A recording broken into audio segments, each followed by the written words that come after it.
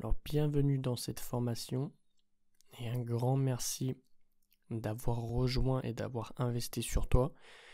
Mon objectif dans cette formation, c'est d'apporter 10 fois la valeur de cette formation. C'est mon objectif. Si jamais cela n'est pas fait, tu m'envoies un message et puis on échangera pour en parler.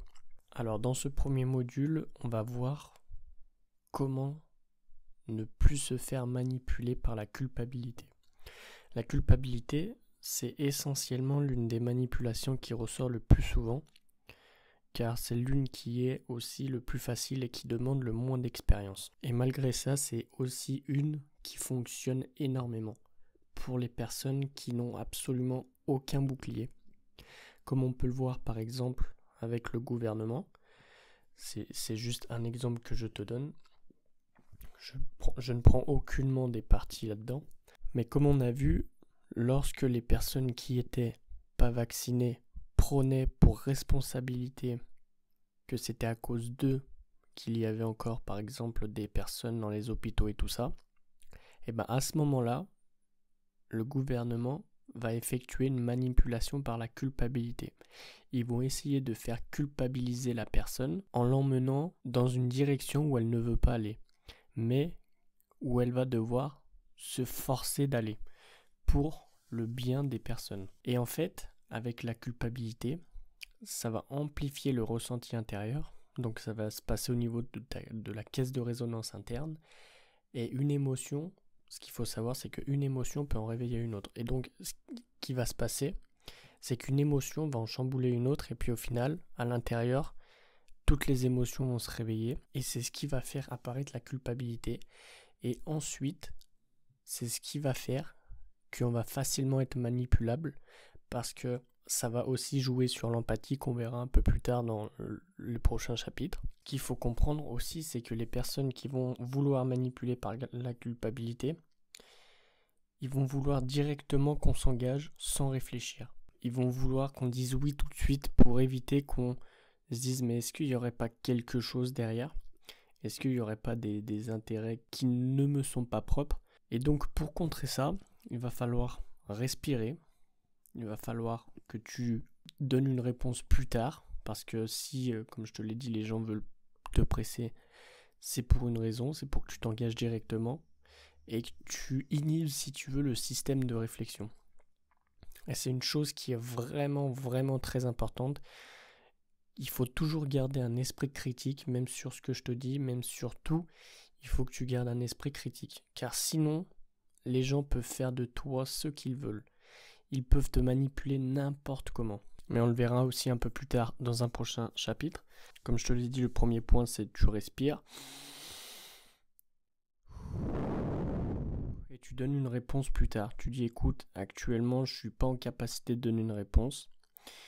Il faut que je réfléchis, j'ai l'impression d'être vraiment mis sous pression et c'est impossible pour moi de donner une réponse favorable et qui résonnerait avec mes valeurs.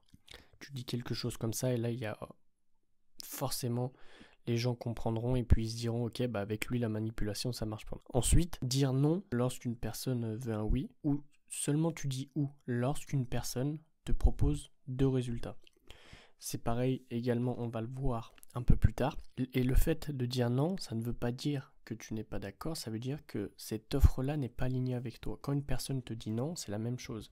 C'est pas que la personne ne veut pas, c'est qu'en fonction de ta requête, elle n'est pas alignée en fait. Et donc à ce moment-là, tu veux dire, ok, bah dans ces cas-là, qu'est-ce que tu proposes ? Et le fait justement d'avoir un ou également, lorsque tu vas demander, par exemple, une personne va te dire, c'est ou ça ou ça. En fait, tu vas devoir choisir ou justement, tu vas pas du tout avoir le choix. Ça va être un choix binaire ou juste un choix ciblé, simple, sans autre alternative. Et bien en fait, à ce moment-là, tu vas t'ouvrir et tu vas dire quelles sont les autres alternatives. Il y a toujours des alternatives, peu importe ce qui se passe. Il y aura toujours des alternatives. Et si la personne te dit qu'il n'y a aucune autre alternative, c'est justement qu'elle ne veut pas que tu ailles voir les autres alternatives. Et donc à ce moment-là, qu'est-ce qu'il faut que tu fasses ? Il faut que tu te poses, Il faut que tu réfléchisses à quelle autre alternative il peut y avoir. Tu dis, oh bah également on peut faire ça, il y a ça qui peut être intéressant, il y a ça, etc. Et ça te permet de ne pas choisir entre ce que la personne veut en fait. Parce que si elle te propose seulement 2 choix par exemple, ça veut dire qu'elle a des intérêts dans l'un de ces 2 choix. Après, le 3e point, ça va être qu'il faut être sûr de soi. Si les gens ne sont pas du tout sûrs d'eux-mêmes, le manipulateur, lui, l'est. Et il va jouer justement de ça. Tu vas par exemple avoir des personnes qui vont être sûres d'eux, mais tu vois, ils vont dire des conneries. Ça m'est déjà arrivé, une personne qui était vraiment sûre d'elle, qui dit « mais si, c'est ça ». Mais en fait, je savais qu'au fond de moi, elle disait de la merde.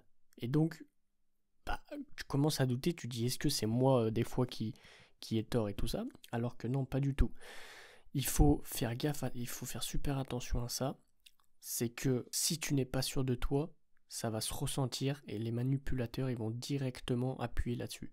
Parce qu'une personne sûre d'elle, peu importe ce qu'elle dit, tu la croiras toujours parce qu'elle est sûre d'elle. Une personne qui est là en mode, qui hésite, qui est hésitante, eh ben tu n'auras jamais en fait le pouvoir de la croire ou de la suivre, par exemple. Un leader, c'est une personne qui est toujours sûre de lui, même s'il fait des erreurs. Alors qu'une personne justement qui n'est pas un leader, ça va être une personne qui ne va pas être sûre d'elle. Et le 4e point, c'est dire vraiment les choses. Tu mets les points sur les i, tu mets les barres sur les t, et tu dis clairement, écoute, actuellement là, de mon ressenti, tu dis toujours que c'est de ton ressenti, pas que c'est la personne qui le fait. Tu dis de mon ressenti, là, j'ai l'impression que tu me manipules. Et en fait, tu vas directement mettre un terme à la manipulation en mettant des mots comme ça. Parce que forcément, l'autre personne ne va pas te dire « oui, je te manipule ». Ou alors, si elle est vraiment honnête, elle va dire « ouais, je te manipule, je voulais que tu fasses ça, ça, ça ». Et là, dans ces cas-là, tu dis « ok, bah tu sais quoi, vu que tu es honnête, je vais le faire ». Ou après, tu dis ce que tu veux. Mais vraiment, tu mets des mots sur ce que tu ressens. Il ne faut pas avoir peur de mettre des mots, mais toujours dire que c'est ton impression en toi, pas que c'est les autres. Donc voilà, dans ce premier chapitre, on passera au second chapitre et on va parler de manipulation par l'empathie.